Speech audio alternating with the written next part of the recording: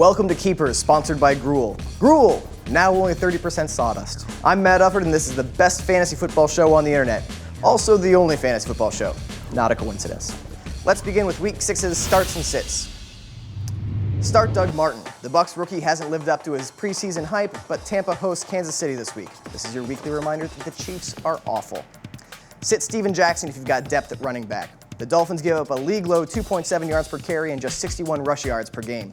And it's not like the Dolphins are blowing teams out and forcing opponents to throw. That defense is the real deal, and you should try to avoid it. Start Alex Smith is something I can't believe I'm saying.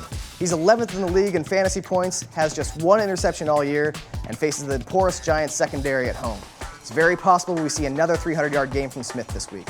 Start all of your Steelers. The Titans are giving up 424 yards of offense and a league-worst 36 points per game. Lots of touchdowns to go around, and if bye weeks have you desperate, you could justify a start for someone as low on the depth chart as Isaac Redmond. Sit Joe Flacco.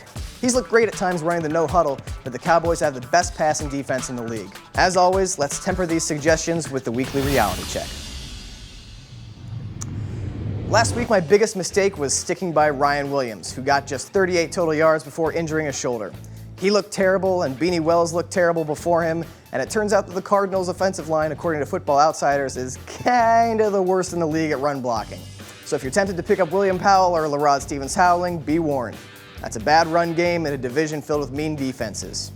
On the other hand, I said to sit Fred Jackson, CJ Spiller, Brian Hartline, and Ben Jarvis Green-Ellis, who all had off weeks. And I told you to start Ryan Matthews, 139 yards and a score, Andrew Luck, 29 fantasy points, and James Jones, 2 touchdowns. So how about a little slack? Now let's go to the trading block. Buy low on Cam Newton anytime over the next 3 weeks. He was terrible against the Seahawks, and if you listen to the media, you might forget that he's a top 10 fantasy player. Following this week's bye, he's got tough matchups against Dallas and Chicago, but after that, he's got a stretch run that includes the Redskins, Chiefs, and Raiders. I think he's a great pickup to close your season. Sell high on Michael LaSure. He's played great, but Javid Best could return as early as week 7. You may want to flip LaSure while he still has a starting job. Buy low on Tony Romo. I said this last week, but it bears repeating because the Cowboys were on bye. Forget about his 5 picks on Monday Night Football. He's probably the best of the second-tier quarterbacks. He'll be fine.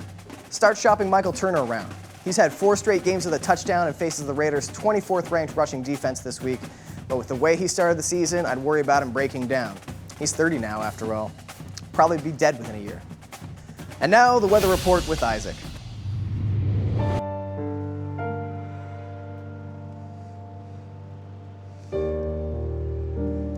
Matt? It's gonna rain in Cleveland. Maybe. I don't know. I don't have an assistant anymore to help me figure these things out. Maybe if I did, I'd be able to tell you. Who cares? They're 0-5 anyway. They got nothing. Nothing left. Despair. No morale. Nothing left in their whole freaking lives. They once had something. Maybe. A long time ago. But it's gone. It's gone. Just like I'm about to be.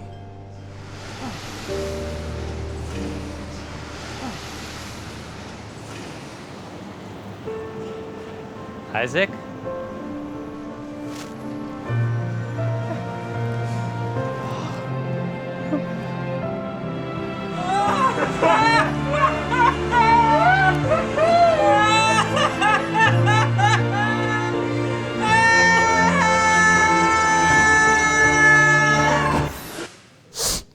Thanks, guys.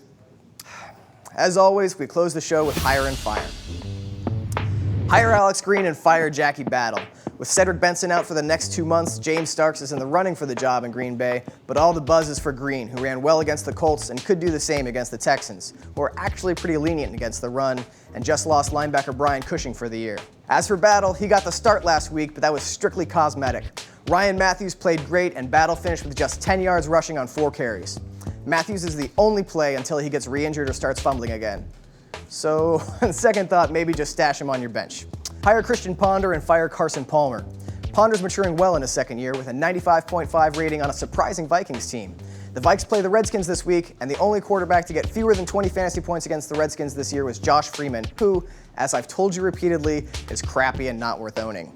Like Freeman, Palmer is owned in more than half of all leagues, presumably as a QB2. But who's he throwing to? What's he going to get you? 225 yards and a touchdown? If you're in a 10 or 12 team league, there's probably someone better on the waiver wire. Now defenses. Hire the Bucks and fire the Lions. The Lions are the 9th best defense in yards per game, but they've only forced 3 turnovers in 4 games and are one of 2 teams in the NFL without an interception. They also have 0 head stomps, just a year after leading the league in that category. The Buccaneers defense, like the rest of the team, is boring and doesn't do much. But they face the Chiefs this week, and Matt Castle is God's gift to fantasy defenses. Not only is he turning the ball over almost 3 times a game, but he does it in a way that gives opposing defenses a great chance to score. And if Castle doesn't play, Brady Quinn will be the starter, in which case everything I just said is still true.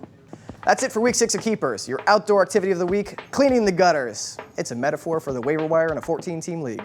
Set your lineups. I'll see you next week.